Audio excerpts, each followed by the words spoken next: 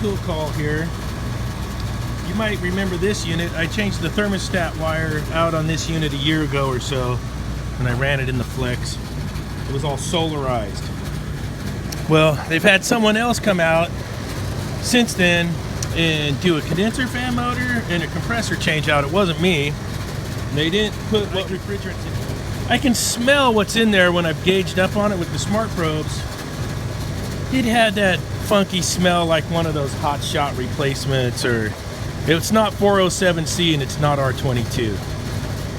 So what do you do when you come up to that situation? So I got some temperature probes in to check the split, and I'm cycling through all the refrigerants on the smart probes, and I can tell I got a really high split on this unit, and I know it's low on charge. There's my return error. It's at 73.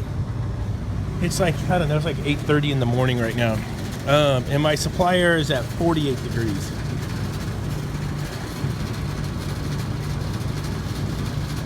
That's like what, 20, 50, 25 degree split.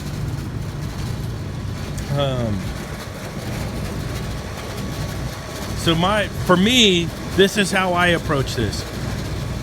The label has the charge on it. It's 208 ounces of R22. I don't buy R22 anymore, and I haven't for years. That's my choice. I don't use it. That new compressor has POE oil. I'm going to recover whatever's in there and get rid of it, pull a vacuum, and I'm going to weigh in a new charge of 407C, and then that's going to be my starting point to troubleshoot this unit.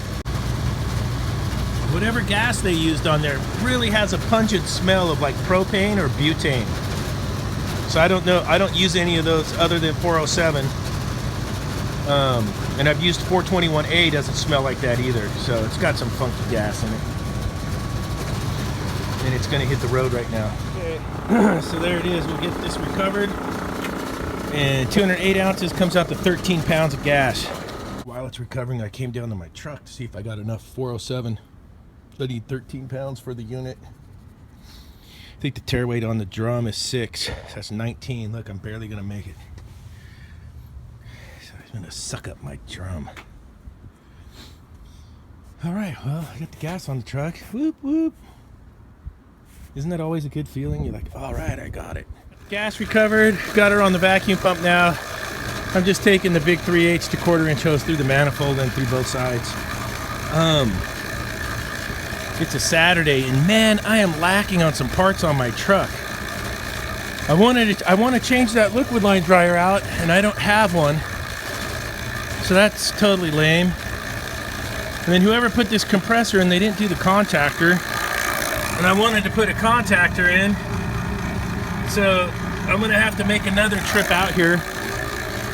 I marked it with 407. I haven't charged it yet, but I went ahead and wrote it on there. So going to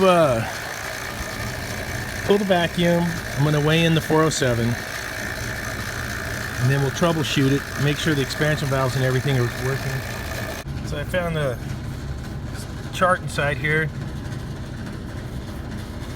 For optimum performance, system charge should be weighed in according to system's unit rating plate. See, there you go. Weigh that shit in on the package units. I'm about 70 degrees outside, and I'm a 60 on my model. I should have an 82 suction for R22 and a 162 head if it was R22 refrigerant. That's what it says. 95 degrees, you have a 245 head and an 86 suction. That's what it says for this one, right there on the chart. Where are we at? 70 degrees right now. 82 suction. That's my model number. That's my head pressure. Alright, we got the 13 pounds in. Let's let it run and stabilize, and then we'll check some pressures. As for the chart, so they want 82 PSI for R22. which comes out to about a 48-degree evaporator temperature. We're going temperatures. I'll put a screenshot up from the smart probes. I'm at 47 degrees now.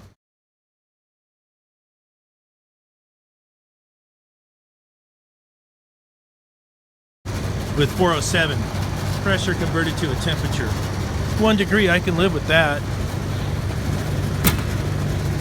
Looks like I'm gonna check my split here. 51 supply air. It's been running for a bit. And I'll check the return and check my split. How many of you guys rock the old Fluke? I got the Raytech too, but let's check what we got going on inside here.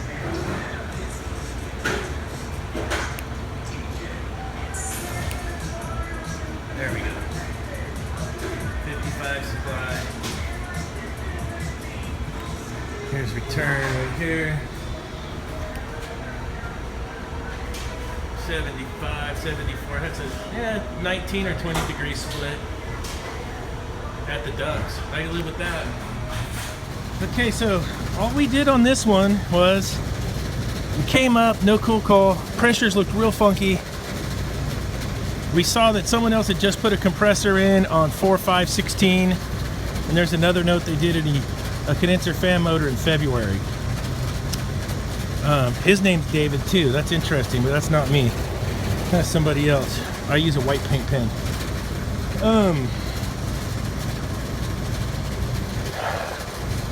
I have no idea of knowing how much refrigerant or what refrigerant was put in that unit, and I didn't like the way the pressures looked. So like I said earlier, the only resets to recover it and weigh in a refrigerant that works, because this was an R22 unit. I don't care what R22 substitute you guys use. I'm not going to get into that debate about 407 or, because sometimes I'll use 421A, works good if the compressor has mineral oil. This new compressor has POE, so I really like the 407, but I'm not getting into that debate. It doesn't matter. You guys use what works for you. Just label the unit, please. That's my biggest gripe. Make sure you mark what you put in it and how much. It will really help the next guy out, or even yourself if you come back later, or if you work for a shop, it will help out your next technician that gets on that job. So, I didn't do anything to this unit. I recovered the charge and I weighed in the factory charge for R22, but I did it with 407C, and now my pressures are good, my split's good. Before we had a 30-degree split, now I got about a 19-degree split. It's cooling off downstairs, it's working. I can't find anything else wrong with it. I do need to come back and change out that contactor, and I do want to replace that liquid line dryer. Other than that, we're back to cooling. Now, I didn't check any airflow on this thing. I can check it. I want to check and see if the blower motors, I'm just going to make sure it's on high speed. The ductwork, it was an old school unit before this was put on, so you know the ductwork sucks anyways. I wouldn't mind having the Testo hot wire anemometer where I could stick in there and see what my CFM is. That would be nice. So I'm kind of a hack on the airflow part. I don't have an iConnect, I have the Shank Connect. And that's the Testo Smart Probes, a DL429, a recovery unit, and a scale. The Shank Connect. And that's what I got. So I'm going to take a look at the speed tap on this. This thing's high speed only. Look at there. So I'm back to low because I got to put a wire nut on that. See that? That's find a wire nut for that. I didn't even look at that before until just now.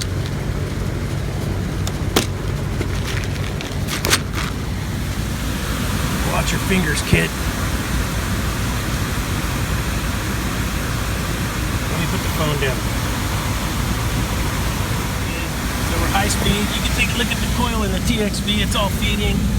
The coil's feeding evenly. So I'm gonna put the door back on. So here's what it looked like when I first got there with that funky refrigerant in it. And then here's what it looks like with the 407C at the end, and it's working fine. All right, thanks for watching.